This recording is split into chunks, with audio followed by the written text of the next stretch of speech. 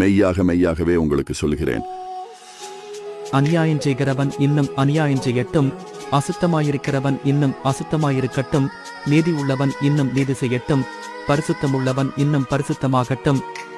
இதோ சீக்கிரமாய் வருகிறேன், அவனவருடைய கிரியைகளின்படி அவனவனுக்கு நான் அளிக்கும் பலன் என்னோடே கூட வருகிறது.